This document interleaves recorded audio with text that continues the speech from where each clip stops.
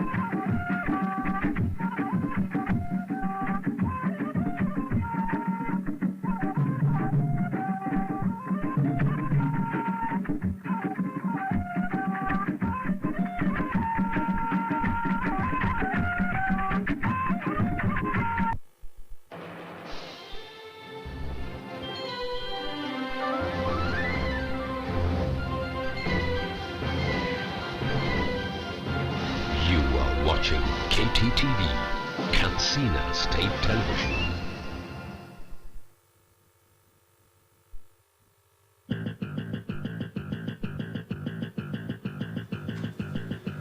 On news tonight, Katsina State Government acknowledges commitment of Nigerian Army towards addressing security challenges.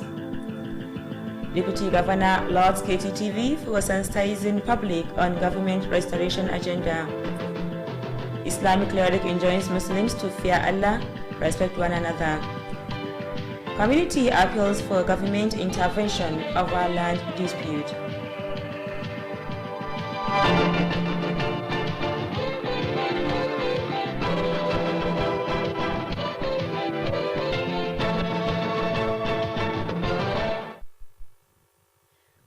and welcome on News Tonight. My name is Fatima Ibrahim Chukur.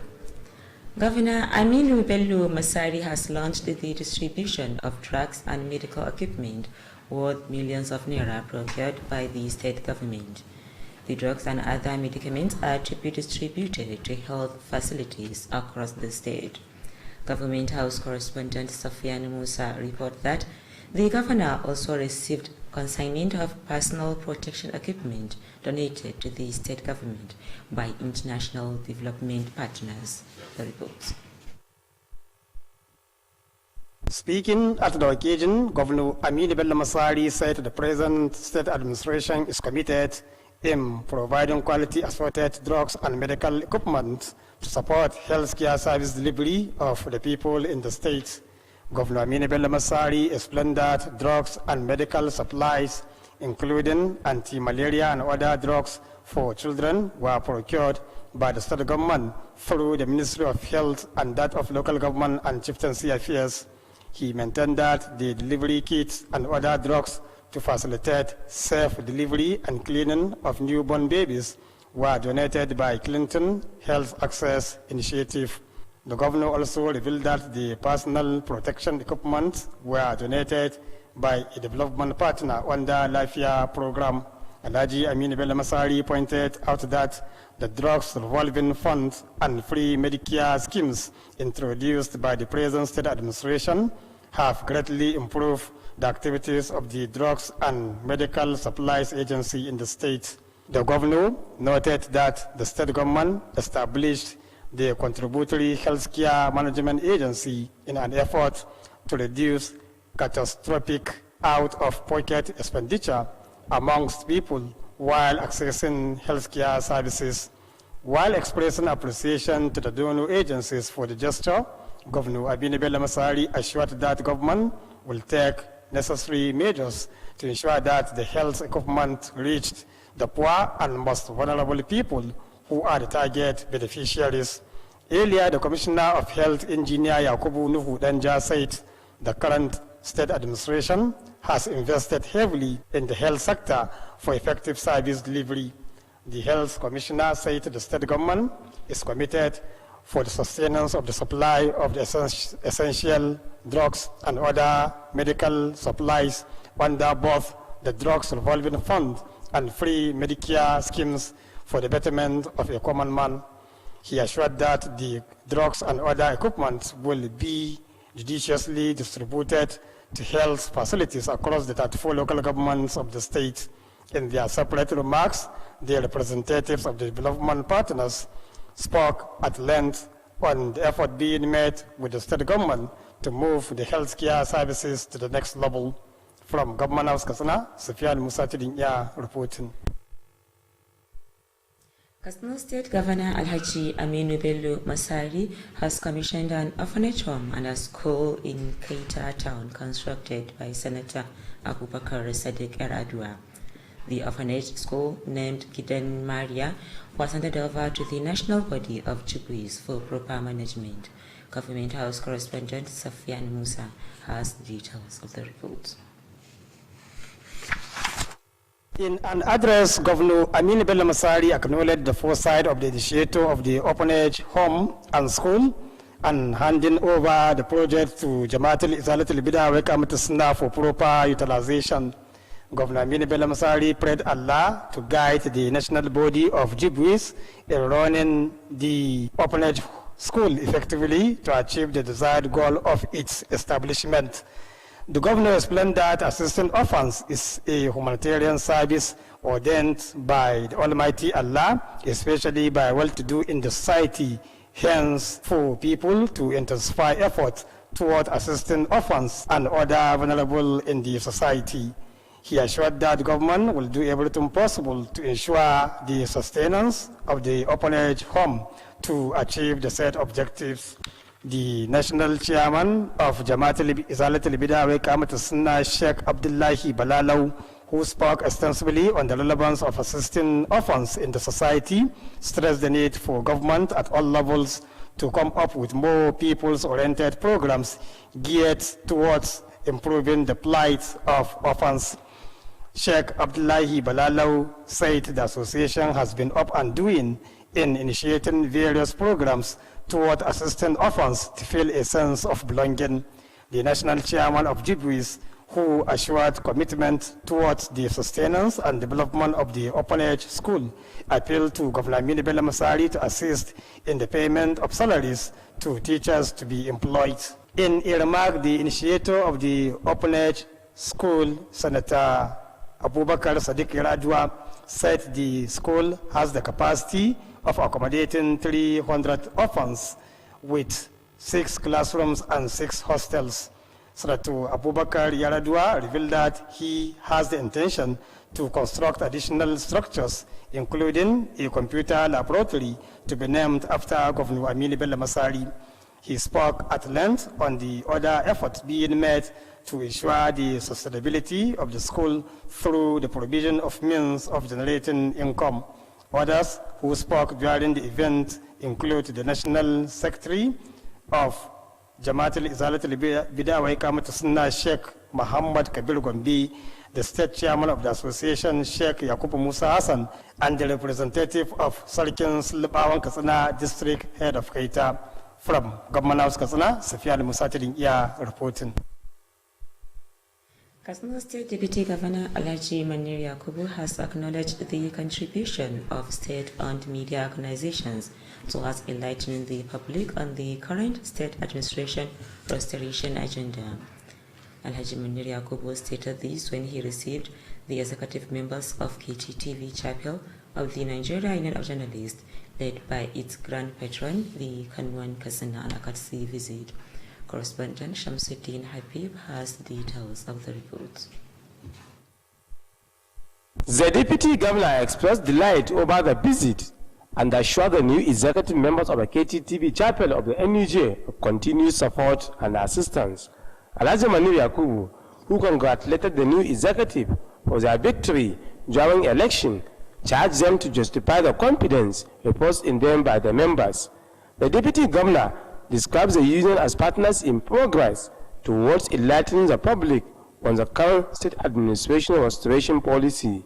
Alhaji Manir Yakubu reminded the visiting NUJ officials on the tasks ahead and charged them to intensify effort toward bringing more development to the union and journalism in general. The Deputy Governor spoke on the effort made by the current state administration to upgrade the state television to compete with modern television production across the globe. Alhaji Manir Yakubu noted that the current state administration is giving free hand to state-owned media to operate and assure of more support toward the development of journalism. The Deputy Governor assured to support the Kttv Chapel of the NUJ in its effort to improve the welfare of its members for more productivity. Earlier, the grand patron of the Kttv Chapel of the NUJ, the Kauran Katsina Alhaji Usman Bello Kankara, said the visit was meant to intimate the Deputy Governor on the activities of the union and solicit for his support and advices. The Kauran Katsina told the Deputy Governor that the new executive members of the Kttv Chapel of the NUJ were recently elected to run the affairs of the union in the next 3 years. Alhaji Usman Bello Kankara commended the state government for the support being given to the Nigerian Union of Journalists and called for more for the overall development of journalism and humanity in general. The Kauran Katsina equally expressed appreciation to the state government for the execution of various peoples-oriented projects in Kttv district and the state at large. The chairman of Kttv Chapel of the NUJ, Comrade Aminu and Agoro, explained that the visit is aimed at introducing the newly elected executive members of the union to the Deputy Governor and solicit for his support to the new leadership. Comrade Aminu and Agoro maintained that the visit was also meant to express appreciation to the state government for its support to Katsina State Television and journalism in general. The chairman spoke on the plans of the union to introduce various programs aimed at improving the welfare of its members and appeal for the support of the Deputy Governor to achieve the set objectives. Comrade Aminu and Agoro noted with satisfaction the contribution of the Deputy Governor to the development of journalism and humanity in general and assured the union's support to enlighten the public on government policies and programs. Shamsuddin Habib, reporting for Kttv News. The 17th Brigade of the Nigeria Army Katsina has joined its counterparts across the country in celebrating the annual Armed Forces Remembrance Day. The occasion held at Dogonyaro Cenotaph, 35 Battalion Nasin Tabarak was graced by the State Governor Alhaji Aminu Bello Masari and other personalities. Correspondent Dahiru Abba completes the report. The Armed Forces Remembrance Day celebration is an annual event being organized to honor members of Nigerian Armed Forces who fought during the Nigerian Civil War, World War, and those who served in various peace support operations. The day was initially being marked on the 11th of November every year to coincide with the Remembrance Day popularly known as Poppy Day or 11th. However, in Nigeria it is now being celebrated on the 15th of January every year to coincide with Biafran surrender, signaling the end of the Nigerian Civil War. The annual event features a series of activities of the Nigerian Army to celebrate the long historic event.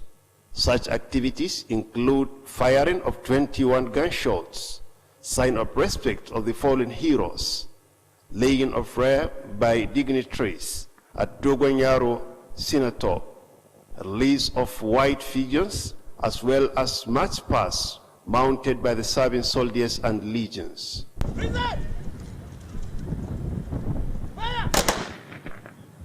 The 2021 Armed Forces, can we please put our hands together for His Excellency?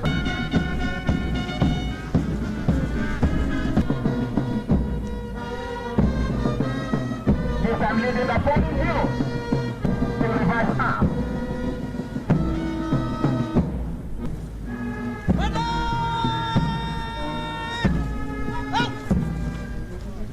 Speaking at the occasion, the State Governor Alhaji Aminu Bello Masari, represented by his deputy Alhaji Maniri Yakubu, explained that it is necessary to honor the fallen heroes, considering their contribution to the unity of Nigeria, and commended them for their sacrifice.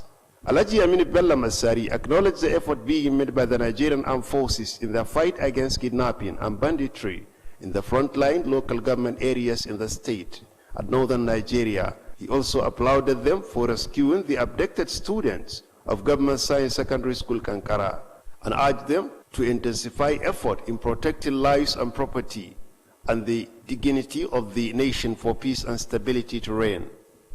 The governor described the relative peace being experienced in the state with the commitment of soldiers and other security agents and urged them to continue with the good relationship between them.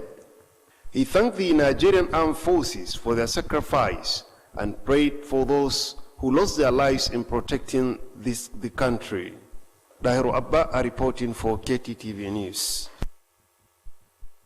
Meanwhile, Speaker Katsina State House of Assembly Alhaji Tasiu Musa Maigari has joined other public office holders in the country in rejoicing with the Nigerian Armed Forces on this year's Armed Forces Remembrance Day celebration. In a statement signed by the Chief Press Secretary to the House, Nasuru Ahmad Zangu, Alhaji Tasiu Musa Maigari described the military as one of the vital components of national development. Alhaji Tasiu Musa Maigari said fallen heroes lost their lives in an effort to ensure one Nigeria. The speaker explained that Nigerian military have been participating in the global peace mission. According to the speaker, the legislatures would be considering the families of the fallen heroes in various empowerment programs being initiated by the lawmakers in the state. He commended the government's support to the military and other security operatives in the state. Muslims have been enjoined to fear Allah and be humble in their daily affairs.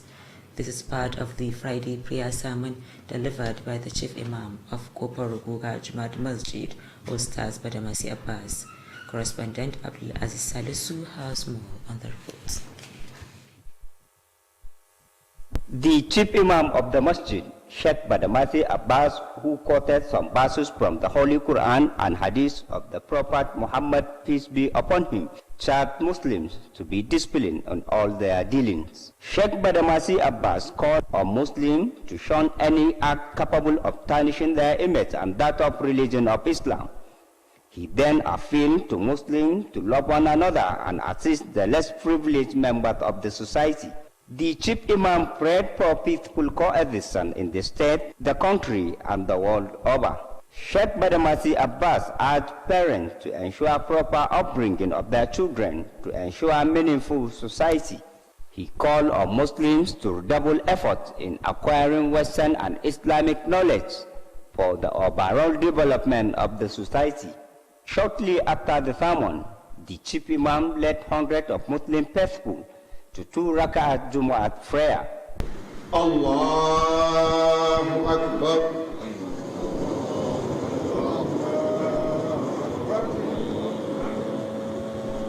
Alhamdulillahi Rabbil Alameen. Ar-Rahman Ar-Rahim. Malik Yawmiddin. Abdul Aziz Salisu reporting for Kttv News. The state chairman for the sales and distribution of fertilizer for dry season farming, Alhaji Isiaku Ahmad Karufi, has expressed satisfaction about the conduct of the exercise in Malumfashi local government area. Alhaji Isiaku Ahmad Karufi stated this while monitoring the sales of the commodity at some irrigation sites in the area. The irrigation site visited include Ungwarnhu, Gidan Jinjiri, Ruwan Sanyi, as well as Green Gafa. Alhaji Isiaku Ahmad Karufi, who is also the Permanent Secretary Ministry of Agriculture, said the fertilizer was procured by the state government as part of effort to boost agricultural activities for food security and economic growth.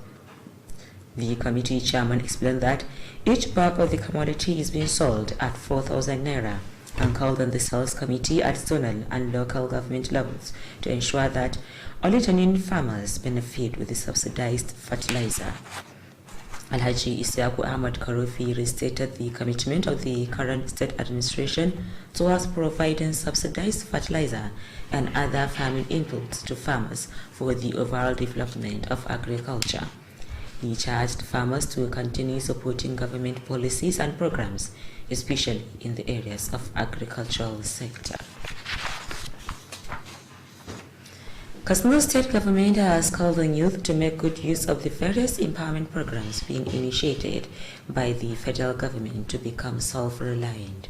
The State Coordinator of Agricultural, Small, Medium Entrepreneurs and Investment Programs, Alhaji Baturi Umar Masari, made the call while launching the program in Kaita local government area. Details of the report are presented from our studio.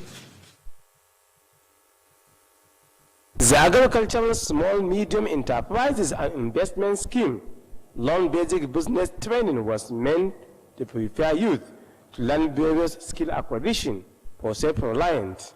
The program was initiated by the federal government through the National Directorate of Employment (NDE) to assist youth with soft loan to improve their petty trades.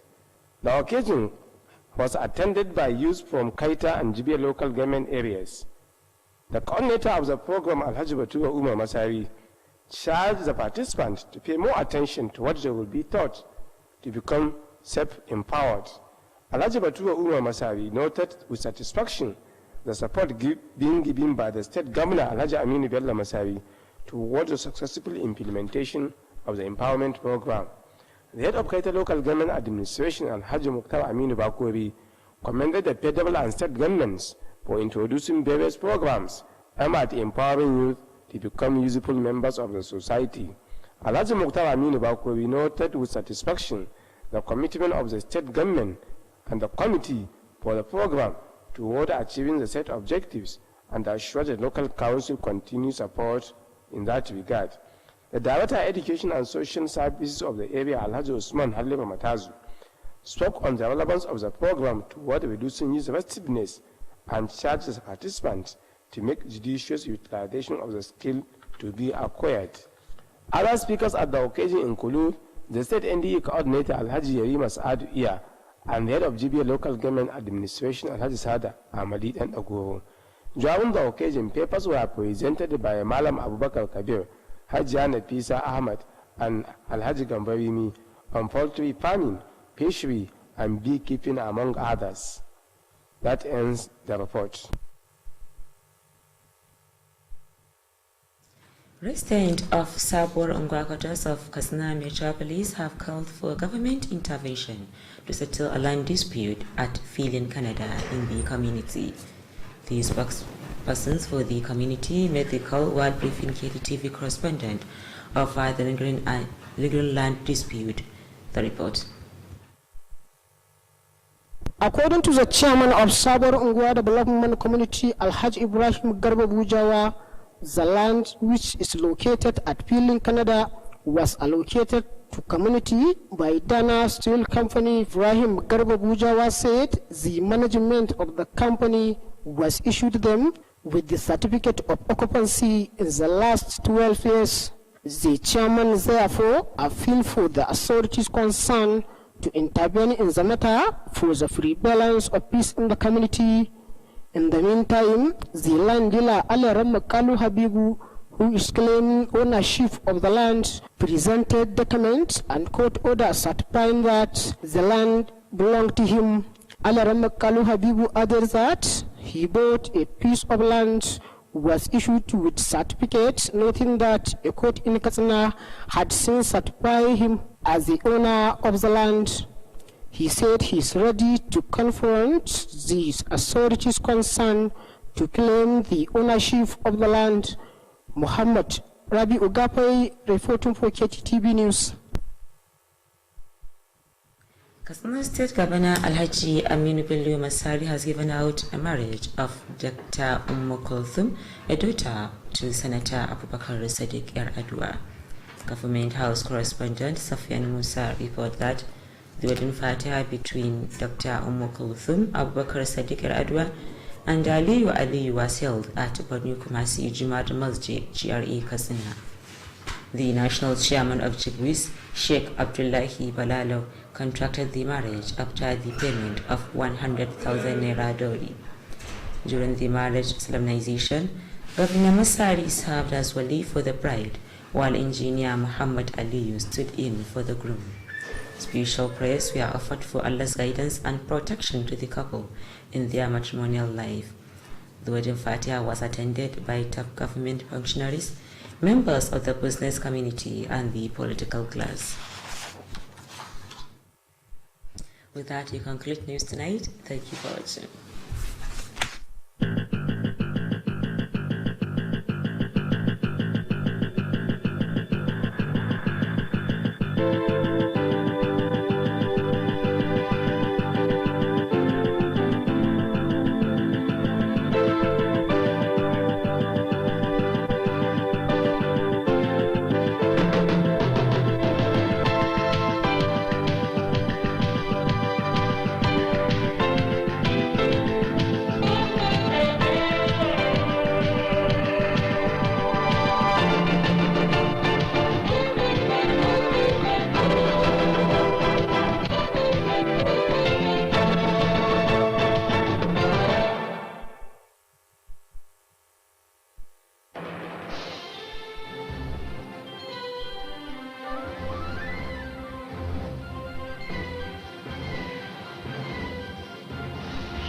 Watching Kttv, Katsina State Television.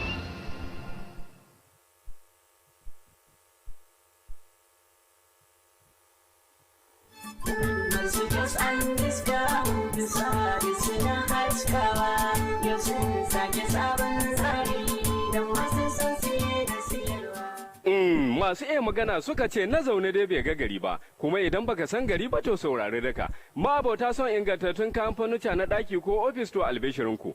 Omar Stores Shopping Mall ɗaya tamkar da goma. Idan ana magana wurin da ake samun kaya masu aminci na furniture tuni sun yi zarra a wannan harkar. Domin a wurin Umar Stores ake samun kujerun alfarma da gadaje da duniya ke yayi irin na kasashen ƙetare kamar na ƙasar Saudiya, Dubai, China, Italy da ƙasar Turkiya irin su Queen's Bed, Angel Bed, Diamond Bed, Blue Dreams da kuma King's Bed. A bangaren kujeru kuwa idanuwan ku su ne shaida domin muna da su nau'i. Muna sayar da ɗakin adana sutura wato wardrobe, show glass ɗan yayi, teburin cin abinci dining table da kuma teburi na sa ɗakin taro da kujerun shi. Masu buƙatar kayan kallo da kayan kicin Alhaji Umar ya la'akari da buƙatunku. Fridge, injinan wanki, mata masu buƙatar atamfofi na shiga tsara da lesussuka 'yan yayi masu aje irin naku, muna da kayan 'yan kanti na maza da mata, takalman sa da jikuna, kayan wasannin yara, akwai su sai kun darje. Sannan mun yi shiri na musamman na amfani da na'urar cire kuɗi nan take wato POS machine don kawo sauki ga abokan huda. Umar Store Shopping Mall na nan akan titin IBB akan hanyar zuwa babban masallacin Juma'a na Kofar Soro na birnin Katsina ko kuma sabon shagon mu na Umar Stores and Discount Limited da ke kan titin zuwa tsohuwar CBN yana kallon sabon bankin First Bank. Umar Store Shopping Mall ku zo da alheri ku tafi da alheri.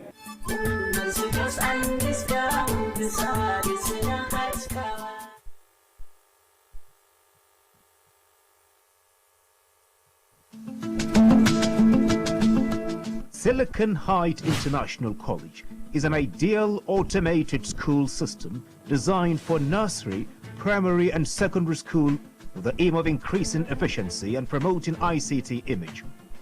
Silicon Heights International College, Katsina, is a center of academic excellence. It offers your children a conducive atmosphere for learning. The college has highly educated and experienced teachers with modern teaching aids in order to provide a veritable e-learning platform to our youths with a vision of developing functional digital skills through computer-based tests, PC tablets. The nursery and primary sections will not be using smart boards for classes, but will be having an interactive classroom session where they will be introduced to e-learning gradually as they progress to secondary school. Each secondary school student is entitled to a tab. The sale of admission forms into Nursery 1 to 3, Primary 1 to 3, and JSS 1 to 3 is on at the school premises, number 1 Turakisani Stores Road, Commercial Layout, Gidan Dawa, Katsina. You can contact us at 080-3637-2567 or 090-5395-9983 or 080-3588-8483. or our website address at https:/www.siliconheight.school.ng or our email address at email@siliconheight.school.ng. Parents and guardians can register online on the above address.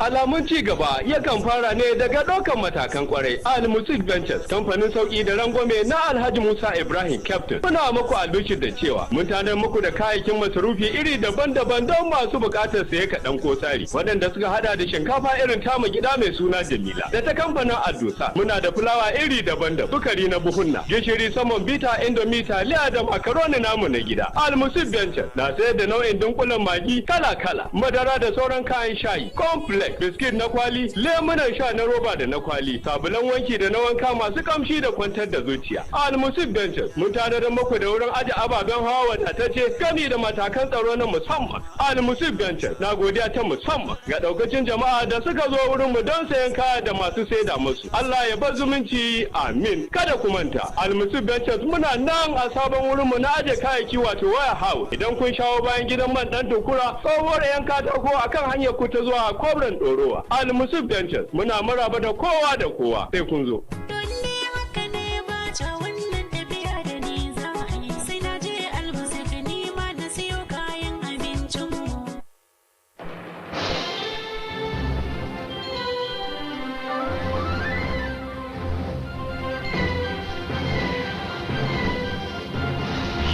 Watching Kttv, Katsina State Television.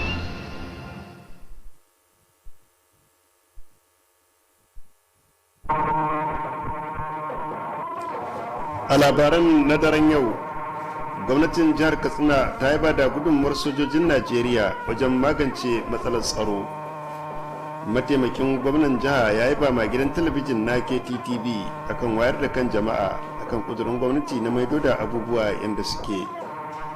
Wani malamin addinin Islama ya yi kira ga al'ummar musulmi da su ji tsoron Allah su kuma girmama juna. Wasu al'ummomi sun yi roƙo ga gwamnati da ta kawo musu ɗauki akan rikicin wani fili.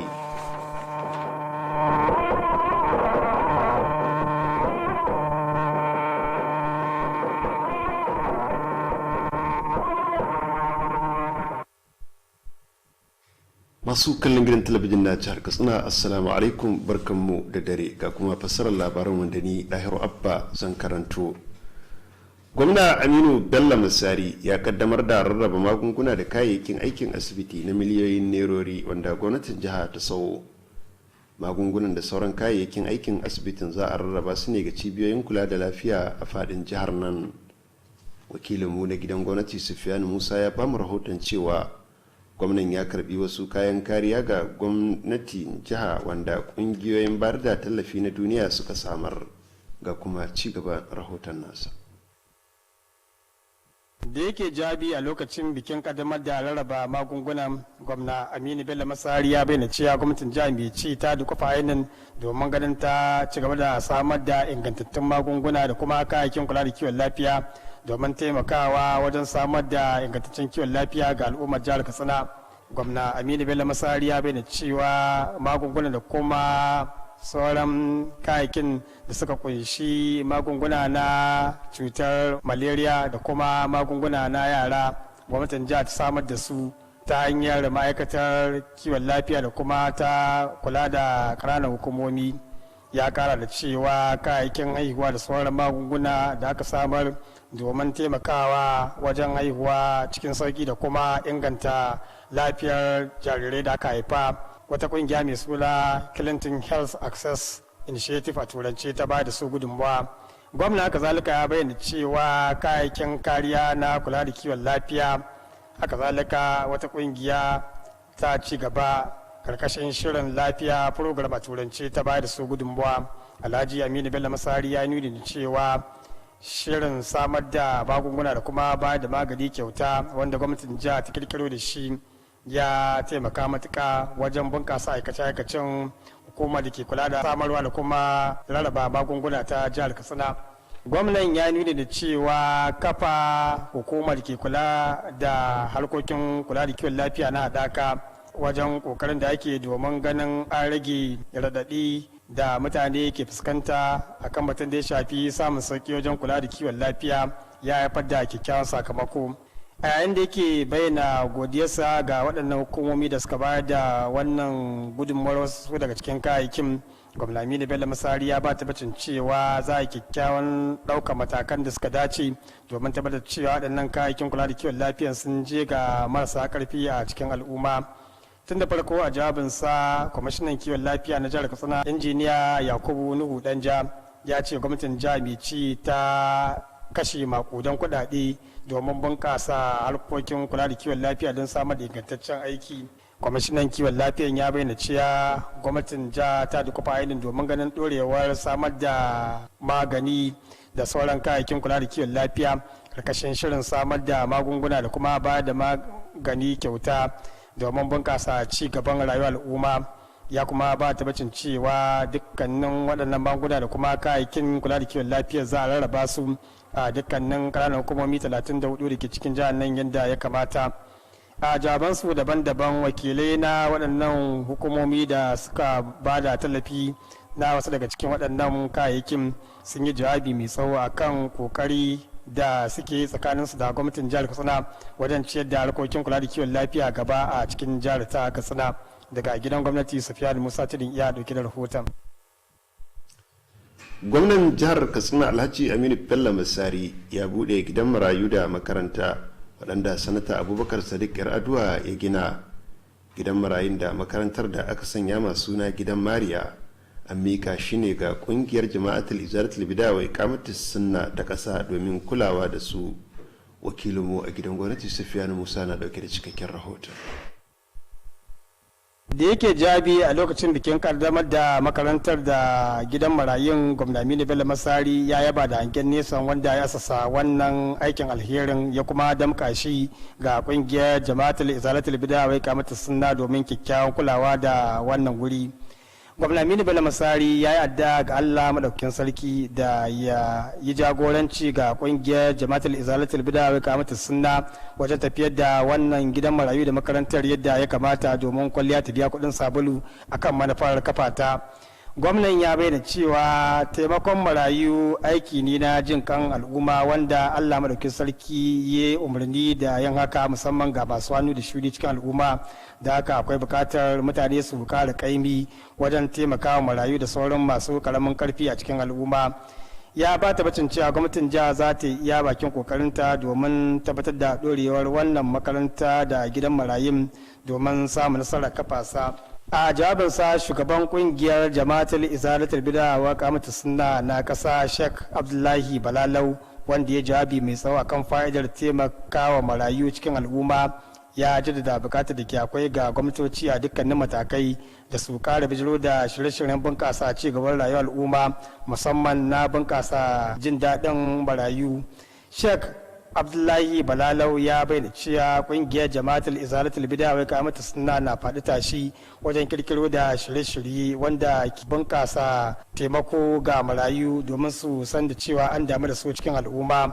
Shugaban kungiyar jama'atul izalatul bid'a wai kamata sunna na ƙasa, wanda ya ba tabbacin kudirin da wannan kungiya ke da shi na ganin dorewa da kuma ci gaban wannan makaranta da kuma gidan marayun, ya yi kira ga gwamna Aminu Bello Masari da ya taimaka wajen biyan kudaden albashi ga malaman da za a dauka a cikin wannan makaranta. A jawabinsa wanda ya sa wannan aikin alherin Sanata Abubakar Sadiq Raduwa ya ce wannan makarantar marayun na da adadi na ɗaukar kimanin marayu guda 300 da kuma azuzuwa guda 6 da ɗakin kwanan ɗalibai guda 6. Sanata Abubakar Yaraduwa ya bayyana cewa a halin yanzu yana da ƙudiri na ƙara gina wasu gine-gine a cikin makarantar da suka hada da ɗakin nazarin na'ura mai kwakwalwa wanda zai sa wa suna na ga gwamna Aminu Bello Masari. Ya kuma yi jawabi mai tsawo kan sauran ƙoƙarin da yake yi domin tabbatar da ɗorewar wannan makaranta ta hanyar samar da hanyoyi da za a rika samun kuɗaɗen shiga domin ganin ci gaban wannan makaranta. Sauran waɗanda suka jawabai a lokacin wannan taro sun hada da sakatare na kungiyar jama'atul izalatul bid'a wai kamata sunna na ƙasa Sheikh Muhammad Kabir Gombe da shugaban kungiyar na jiha Sheikh Yakubu Musa Hassan da kuma wakili na sarkin Sulabawan Katsina hakimin Kaita. Daga gidan gwamnati Sufiyanu Musa Tudun iya dauke da rahoton. Mataimakin gwamnan jihar Katsina Alhaji Manir Yakubu ya yi ba da gudunmuwar kafafen yada labarai mallakar gwamnatin jiha wajen wayar da kan jama'a akan kudurin gwamnati mai ci na maido da abubuwa yadda suke. Alhaji Manir Yakubu ya bayyana haka a lokacin da ya karbi shugabannin kungiyar 'yan jarida ta kasa reshen gidan talabijin na Kttv karkashin jagorancin uban kungiyar a lokacin da suka kai masa ziyara. Wakilin Shamsuddin Habibu na dauke da cikakken rahoton. Mataimakin gwamnati yana jin daɗi bisa ga wannan ziyara da sababbin kungiyar 'yan jarida da ke Kttv suka kawo, inda ba da tabbacin ba su dukkanin goyon baya da kuma haɗin kai domin samun nasara. Alhaji Manir Yakubu ya ce sababbin shugabannin kungiyar mauna bisa ga nasara da suka samu a lokacin zaben da ya gabata, inda ya kira ga su da su ba ma kunya tare da zagi dantse domin kawo ci gaba ga wannan kungiya. Mataimakin gwamnati ya bayyana wannan kungiya ta 'yan jarida rashin gidan talabijin na jihar Katsina a matsayin abokiyar ci gaba wajen wayar da kan al'umma akan yin shirye-shirye da kuma tsare-tsaren gwamnati. Alhaji Aminu Bello Masari. Alhaji Manir Yakubu ya tunatar da shugabannin da suka kawo masa ziyara na kungiyar 'yan jarida 'yan kalubale da ke a kansu, inda ya kira gare su da su zage damtse domin kawo ci gaba ga wannan kungiya da ma harkar jarida baki daya. Mataimakin gwamnati ya yi magana akan kokarin da gwamnatin jihar Katsina mai ci a zai na farfado da ɗaukaka darajar gidan talabijin na jihar Katsina domin ya kasance ya daidaita koyon shi a faɗin duniya wajen harkokin yada labaru da kuma al'amuran da suka shafi ayyukan talabijin. Alhaji Manir Yakubu ya bayyana cewa gwamnatin jihar Katsina mai ci a ta ba kafafen yada labaru dukkanin damar da ta kamata domin gudanar da ayyukansu, sai ya ba da tabbacin ba da dukkanin goyon baya da haɗin kai domin tabbatar da inganta harkokin jarida a gaba. Mataimakin gwamnan ya kuma ba da tabbacin ba da dukkanin goyon baya ga haɗin kai ga ƙungiyar ta gidan talabijin ta 'yan jarida domin ba ta sukunin kawo ci gaba tare da inganta walwala da jin daɗin mambobinta domin samun nasara akan ayyukansu. Tun da farko uba na wannan kungiya ta 'yan jarida ta ƙasa reshen gidan talabijin na jihar Katsina wanda kuma shine kawon Katsina Alhaji Usman Bello Kankara ya faɗa ma dibiti gwamnan cewa wannan ziyara na da manufar gabatar da sababbin shugabannin wannan kungiya da kuma yin ayyukan da take domin neman goyon bayan shi da kuma haɗin kai. Kawon na Katsina ya bayyana cewa wannan ziyara muna da manufar gabatar da shugabannin wannan kungiya ta 'yan jarida da kuma yin ayyukan da suke wanda aka zaɓa a kwanan nan domin tafiyar da harkokin kungiya nan da shekaru 3 masu zuwa. Alhaji Usman Bello Kankara ya gode ma gwamnatin jihar Katsina bisa ga irin goyon baya da haɗin kan da take ba kungiyar 'yan jarida inda ya kira karin tallafi domin inganta harkokin jarida a jihar nan a gaba. Kan wannan Katsina ya kuma nuna godiya bisa ga yin ɗimbin ayyukan ci gaba na raya ƙasa da gwamnatin Alhaji Aminu Bello Masarauta ta aiwatar a yankin Kttv da kuma jihar Katsina baki daya. Tun da farko shugaban kungiyar 'yan jarida ta ƙasa reshen gidan talabijin na jihar Katsina kamar Aminu Garba Dan Dagoro ya bayyana cewa wannan ziyara na da manufar gabatar da shugabannin wannan kungiya da aka zaba tare da neman goyon baya da kuma haɗin kai na mataimakin gwamnan jihar Katsina domin ci da kungiyar a gaba. Kuma Aminu Garba Dan Dagoro ya kara da cewa ziyara kuma na da manufar isar da godiya ta gidan talabijin daga gwamnatin jihar Katsina bisa ga irin goyon baya da haɗin kai da gwamnatin take ba gidan talabijin da ma harkokin jarida baki daya. Shugaban ya magana a kan yin kokari da wannan kungiya take da shi na kawo ci gaba domin inganta wala da kuma jin daɗin mambobinta, inda ya roƙo mataimakin gwamnan jihar Katsina da ya ba da tallafi domin samun nasara na ayyukan wannan kungiya. Kamar Aminu Garba Dan Dagoro ya bayyana gamsuwa bisa ga irin gudunmawa da kuma taimakin gwamnan yake ba kungiyar ta 'yan jarida da kuma al'umma baki daya, inda ya ba da tabbacin wannan kungiya na yin aiki tukuru domin tallafa ma kokarin gwamnati wajen wayar da kan mutane a kan ɗimbin shirye-shirye da kuma tsare-tsaren gwamnatin mai ci yanzu. Karshen rahoton kenan Shamsuddin Habib. Brigade ta 17 ta sojojin Najeriya da ke nan Katsina ta bi sahun takwarorinta a faɗin ƙasar nan wajen yin bukukuwan tunawa da 'yan mazan jiya. Bikin wanda ya gudana a kabarin Dogon Yaro da ke bataliya ta 35 da ke barikin soja a Natsinta ya samu halartar gwamnan jihar Alhaji Aminu Bello Masari da sauran muhimman mutane. Wakilinmu ya halarci bikin ga kuma rahoton da ya haɗa mana. Bikin ranar tunawa da 'yan mazan jiya biki ne wanda aka shirya kowace shekara domin girmama sojojin da suka kwanta dama a lokacin yakin basasan ƙasar nan, yakin duniya da kuma waɗanda suka yi yaƙe-yaƙe na tabbatar da zaman lafiya a wurare daban-daban. Da farko ranar an sanya ta ne ranar 11 ga watan Nuwamba na kowace shekara domin ta yi daidai da tunawa da ranar da aka fi sani da Poppy Day, wato ranar 11 ga watan 11. Sai dai a Najeriya yanzu ana yin wannan biki ne a ranar 15 ga watan Janairu na kowace shekara domin ta yi daidai da lokacin da aka ci nasara a lokacin yakin basasan ƙasar nan. Bikin na kowace shekara akan yi abubuwa daban-daban wanda sojoji kan gabatar da wannan abubuwa waɗanda aka daɗe ana yin su a tarihi. Abubuwan da akan gudanar a lokacin sun hada da harba bindiga sau 21 wanda sojoji kan yi domin girmamawa ga waɗanda suka kwanta dama, sai kuma aje furanni wanda akan yi ga kabarin Dogon Yaro wanda wasu muhimman mutane kan yi. Akan kuma saki waɗansu tantabaru farare wanda sojoji da ke aiki yanzu da waɗanda suke ritaya kan yi.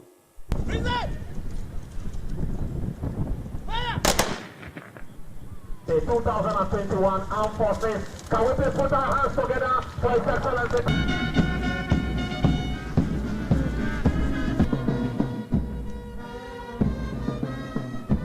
I'm leading the fallen heroes to revive arms.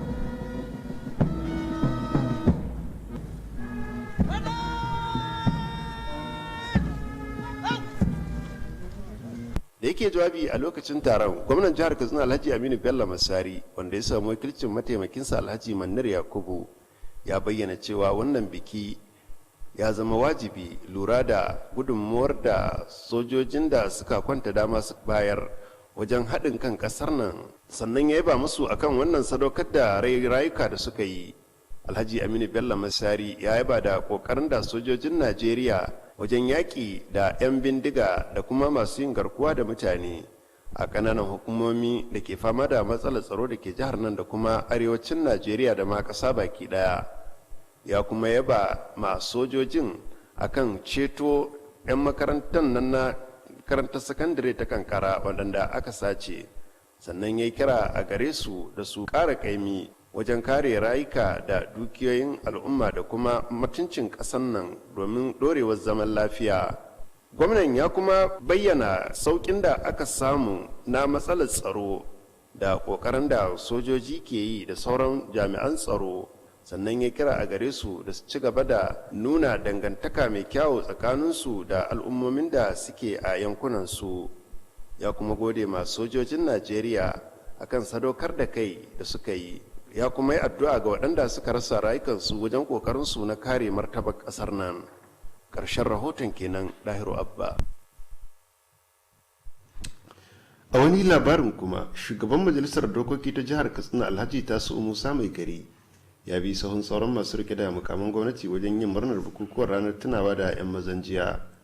Wannan na kunshe ne a wata takardar manema labarai da ke dauke da sa hannun sakataren yada labarai na majalisa Alhaji Nasiru Ahmad Zango. Alhaji Tasu Musa Mai Gari ya bayyana sojoji a matsayin wani babban ginshiki na haɗin kai da ci gaban ƙasar nan, inda ya bayyana cewa 'yan mazan jiyan sun rasa rayukansu a ƙoƙarinsu na tabbatar da kasantuwar ƙasar nan a matsayin ƙasa ɗaya. Shugaban majalisar ya bayyana cewa sojojin Najeriya suna bayar da gudunmuwa wajen tabbatar da zaman lafiya a wurare daban-daban. Kamar yadda ya bayyana, majalisa za ta rika kulawa da iyalan sojojin da suka kwanta dama wajen bayar da tallafi daban-daban wanda 'yan majalisa ke kirkirowa. Ya kuma yaba da tallafin da gwamnati ke baiwa sojoji da sauran jami'an tsaro a jihar nan. An yi kira ga al'ummar musulmi da su ji tsoron Allah su kuma kankan da kai a harkokinsu na yau da kullum. Wannan wani bangare ne na hudubar sallar juma'a da babban limamin masallacin juma'a na kofar koga Ustaz Badamasi Abbas ya gabatar. Wakilinmu Abdulaziz Salisu na dauke da cikakken rahoton. Babban limamin masallacin Juma'ar na kofar Guga, Sheikh Badamasi Abbas, wanda ya jawo wasu daga cikin ayoyin Alkur'ani da hadisan manzon Allah tsira da amincin Allah su tabbata a gare shi, ya umurci musulmi da su zamo masu bin dokokin Allah sau da kafa a cikin al'amuransu na yau da kullum. Sheikh Badamasi Abbas ya ja hankalin musulmi da su guji duk wasu ɗabi'u da za su zubar musu da kima domin kare martabar addinin musulunci, sannan ya yi kira ga musulmi da su so juna, sannan su ƙara jajircewa wajen taimakon masu ƙaramin ƙarfi a cikin al'umma. Babban limamin ya yi addu'ar samun zaman lafiya a jihar Katsina da ƙasar nan da ma duniya baki ɗaya. Sheikh Badamasi Abbas ya ja hankalin iyaye da su lura da tarbiyyar yaransu domin samun ingantacciyar al'umma. Sannan ya yi kira ga musulmi da su ƙara ƙaimi wajen neman ilimin addinin musulunci da na zamani domin samar da ci gaba mai ma'ana. Jim kaɗan bayan kammala huɗubar juma'ar, babban limamin ya jagoranci ɗaruruwan musulmi raka'o'i guda biyu na sallar juma'a. Allahu Akbar.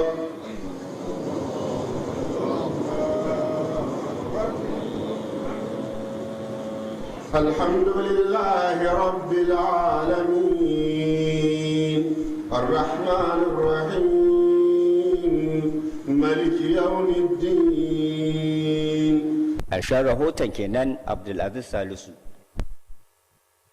Shugaban sayarwa da kuma rarraba takin zamani ga manoman rani Alhaji Isaku Ahmad Karofi ya nuna gamsuwa akan yadda ake gudanar da shirin a karamar hukumar malumfashi.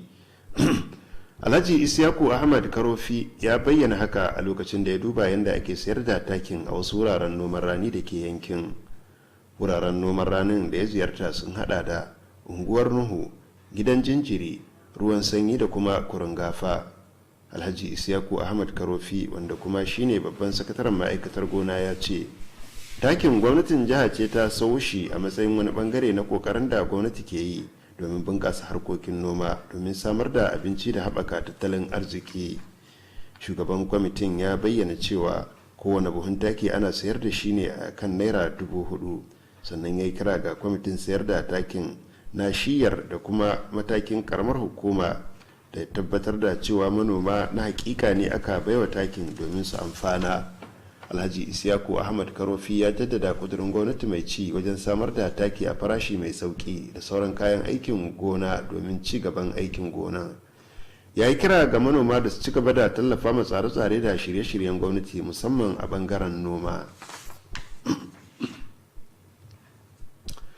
Gwamnatin jihar Katsina ta yi kira ga matasa da su yi kyakkyawan amfani da shirye-shiryen tallafi daban-daban da gwamnatin tarayya ta kirkiro domin tallafa masu su zama masu dogaro da kai. Jami'in shirin zuba jari na kanana da matsakaitan manoma Alhaji Bature Umar Masari ne ya yi wannan kiran sa'ilin da yake kaddamar da shirin a karamar hukumar Kaita. Ga kuma ci gaban rahoton daga ɗakinmu na shirya labarai. Wannan wani shiri ne na musamman da gwamnatin tare ta kiro da shi domin tabbatar da an horar da matasa sana'o'i daban-daban tare da basu lamuni domin su kasance masu dogaro da kansu. Wannan shiri na gwamnatin tare na karkashin hukumar da ke samar da ayyukan yi ta NDE wanda hakan zai bada gudunmawa ga matasa su koyi sana'o'i domin su kasance masu amfani a cikin al'umma. Wannan taro ya gudana ne a karamar hukumar Kaita inda samu halartar matasa da kuma za su amfana da wannan shiri da ƙananan hukumomin Kaita da kuma karamar hukumar Jibiya. Jami'in da ke kula da wannan shiri a nan jihar Katsina Alhaji Bature Umar Masari ya kira ga mahalarta wannan taro da su kasance sun ba da himma tare da mai da hankali akan abin da za su koya a lokacin wannan taro domin su kasance masu dogaro da kansu. Alhaji Bature Umar Masari nuna gamsuwa bisa ga irin goyon ba da haɗin kan da wannan shiri yake samu daga gwamnan jihar Katsina Alhaji Aminu Bello Masari wanda hakan ya ba da gagarumar gudunmawa don samun nasarar shirin. Shugaban sashen mulki na karamar hukumar Kaita Alhaji Muktar Aminu Bakori ya gode wa gwamnatin jihar Katsina da kuma gwamnatin tarayya bisa kirkiro da shirye-shirye da dama da suke da manufar inganta rayuwar matasa domin su kasance masu amfani a cikin al'umma. Alhaji Muktar Aminu Bakori yin gamsuwa bisa ga yin jajircewa na gwamnatin jihar Katsina da kuma kwamitin da aka ɗaura alhakin wannan shiri a nan jihar Katsina domin tabbatar da ganin an cimma nasara na wannan shiri ne ba da tabbacin kamun kuma da ba da dukkanin goyon baya domin kwalliya ta biya kuɗin sabulu. Da hatin sashen ilimi da walwalar al'umma na karamar hukumar ta Kaita Alhaji Usman Halliru Matazu ya magana akan mahimmancin wannan shiri da gwamnatin tara ta iya wajen inganta rayuwar matasa tare da rage zaman banza a tsakaninsu, inda ya kira ga mahalarta wannan taro da suke kyawun amfani da ilimin da su koya na sana'o'i domin kwalliya ta biya kuɗin sabulu. Sauran da suka jawabi a lokacin wannan taro sun haɗa da shugaban hukumar da ke kula da samar da ayyukan ita NDE na jihar Katsina Alhaji Sa'adu Yabi Mai Iya da kuma shugaban sashen mulki na karamar hukumar Jibi Alhaji Sada Ahmadi Dan Dagoro. A lokacin wannan taro an gabatar da kasidu wanda Malam Abubakar Kabiru da Hajiya Nafisa Ahmad da kuma Alhaji Gambo Rimi suka gabatar akan dabarun kiwon kihi da kuma kiwon kaji gami da kiwon zumuwa na zamani da dai sauransu. Karshen rahoton kenan. Mazauna sabuwar unguwa da ke nan cikin birnin Katsina sun yi kira ga gwamnatin jiha da ta kawo musu ɗauki akan magance rikicin wani fili da ke filin Canada. Mai magana da yawon al'ummar unguwar ya yi wannan kiran a lokacin da yake ganawa da manema labarai. Wakilinmu Muhammad Rabiu na ɗauke da cikakken rahoton. Da yake magana shugaban kwamitin cigaban unguwar Malam Ibrahim Garba Bujawa ya bayyana cewa filin da yake a filin Canada kamfanin mulmula karafa na Dana ne ya bawa al'ummar yankin. Malam Ibrahim Bujawa ya kara da cewa shugabannin kamfanin na mulmula karfan suka ba su takardar shaidar mallakan filin shekara 11 da suka gabata. Shugaban kwamitin unguwar ya kuma ya kira ga mahukunta akan lamarin da su kawo masa ɗauki domin samun wancan zaman lafiya a yankin. A nasa bangaren mai sana'ar sayar da filoti da gidaje Alarin Makalu Habibu wanda kuma shine ya bayyana cewa filin nasa ne tare da bayyana takardun shaidar mallakar filin na kotu. Alarin Makalu Habibu ya kara da cewa ya sayi filin ne tare da tabbacin shaidu daga wata kotu a Katsina tare da bashi shaidar takardun mallakar filin. Ya kara da cewa a shirye yake da ya gabatar da takardunsa na mallakar filin a gaban mahukunta da zumar cewa filin nasa ne. Ƙarshen rahoton kenan. Muhammad Rabi'u Gafai. Gwamnan jihar Katsina Alhaji Aminu Bello Masari ya bayar da auren Dr. Ummu Kulthum ya ga sanata Abubakar Sadiq Yar Aduwa. Wakilinmu a gidan gwamnati Sufyan Musa ya bamu rahoton cewa an gabatar da ɗaurin auren ne tsakanin Dr. Ummu Kulthum Abubakar Sadiq Yar Aduwa da Aliyu a masallacin Juma'a na Banu Kumasi da ke unguwar GRA Katsina. Babban limamin masallacin Juma'a Imam Samu Adamu Bakori ne ya ɗaura auren bayan an biya sadaki na Naira 100,000. a lokacin ɗaurin auren gwamna Aminu Bello Masari ne ya tsaya a matsayin waliyin amarya, inda injiniya Muhammad Aliyu ya tsaya a matsayin waliyin ango. An gabatar da addu'o'in shiriyar ubangiji da kariya ga ma'auratan a rayuwarsu ta aure. Ɗaurin auren ya samu halartar muhimman mutane waɗanda suka hada da malamai, 'yan siyasa, 'yan kasuwa da ma'aikatan gwamnati. Masu kallonmu da kuma wannan rahoto muka kawo karshen labarin a halin yanzu. Mu kwana lafiya, Allah ya ba mu alherinsa.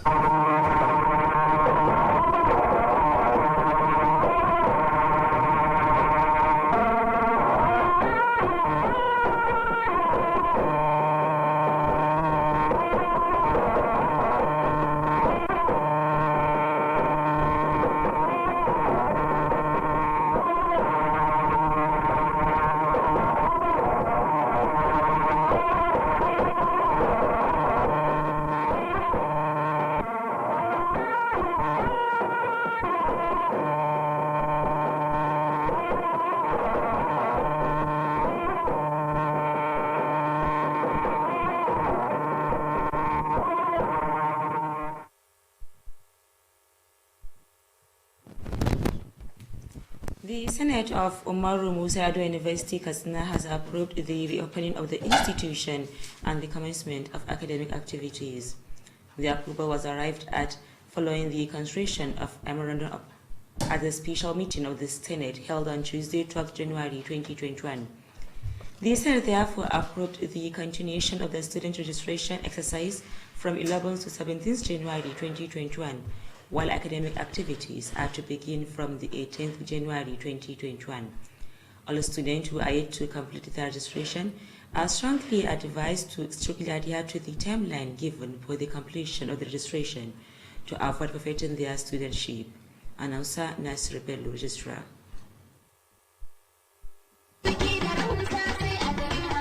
House Katsina, cibiyar kasuwanci mai tafiya daidai da zamani. An kawo atamfofi manya da ƙanana, ga lesussuka da material, akwai kuma shadda trouser, ga bangaren jukkuna da takalma na mata da na maza, akwatunan troli, kayan yara, 'yan kanti, takalman mata manya da ƙanana, akwai kuma dogayen riguna na mata, 'yan kwalisa, akwai shagon waya salula da kayanta, nau'in wayoyin Android da masu malatsai na zamani, ga kuma bangaren kayan ɗinki, sayan ɗaya ko sari, nau'in zanurruka da zub akwai kuma zaren ulu da mata masu aikin saka. Mu leƙa bangaren kayan kicin, za ku ga kuloli da plate da duk wani nau'in kayan kicin ana saidawa. Akwai bangaren awarwaro, 'yan kunna da sarka, ga kuma bangaren kayan kamshi nau'i kala-kala. Greenhouse Katsina sun kuma kawo kayan electronics, za ku samu manya da ƙananan fridge, ga kuma TV plasma, generators da fankoki masu ɗaukar caji. Greenhouse Katsina suna nan a titin IBB daura da tsohuwar information daga tsallaken yamma a nan birnin Katsina. Silicon Heights International College makaranta ce da ta dace da fasahar zamani domin tsarin ilimi matakan naziri, firamare da kuma sakandare. Silicon Heights International College cibiya ce ta ingantaccen ilimi, tana samar da kyakkyawan yanayi na koyo da koyarwa, na da ƙwararrun malamai da kuma kayan koyarwa na zamani domin koyar da yara karatu ta hanyar na'ura mai ƙwaƙwalwa wato kwamfuta, ta yadda za su zama gagarabatau a wannan fanni. Sashen naziri da firamare ba za su rika amfani da allunan na zamani smart boards ba, sai dai za su rika samun horo ne da na'ura mai ƙwaƙwalwa har sai sun shiga sakandare. Kowane ɗalibin sakandare za a bashi na'ura mai ƙwaƙwalwa ta hannu wato tab. Akwai kuma ɗakin gwaje-gwaje domin samun ingantaccen ilimin kimiyya.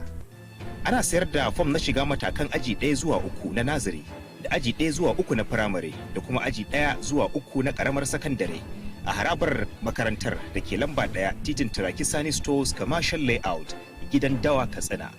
Ku kawo 'ya'yanku Silicon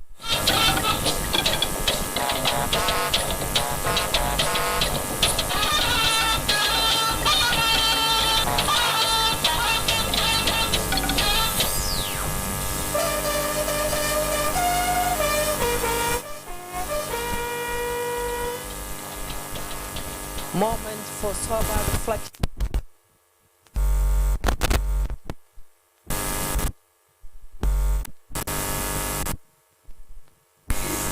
A form of serious or adverse event following a intervention aimed in those areas that were reviewed. Against adulterated COVID-19 vaccine.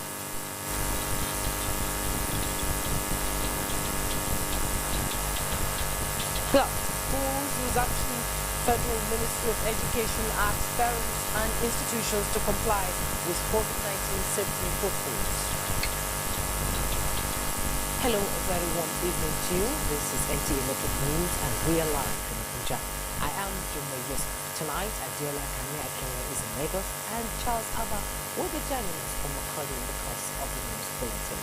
Now we begin with activities marking the 2021 Armed Forces Remembrance Day celebrations finally came to a close nationwide with a symbolic laying ritual at the cemetery of the Unknown Soldier in Abuja, the nation's capital. The effort-making and solemn occasion presided over by President Muhammadu Buhari took place at the National Arcade. State House correspondent Adam Sambo has a report. The Armed Forces Remembrance Day celebration is an annual event set aside to honor the nation's fallen heroes who sacrificed their lives during the world wars, the Nigerian Civil War, as well as the various peacekeeping and internal security operations. This year's ritual is particularly significant as it coincides with the massive onslaught.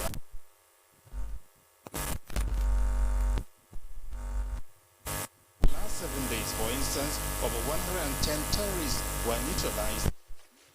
The livestock recovered in their operations. The need to appreciate the contributions of the troops towards the restoration of normalcy in troubled sports as well as protection of the nation's territorial integrity is therefore of great importance.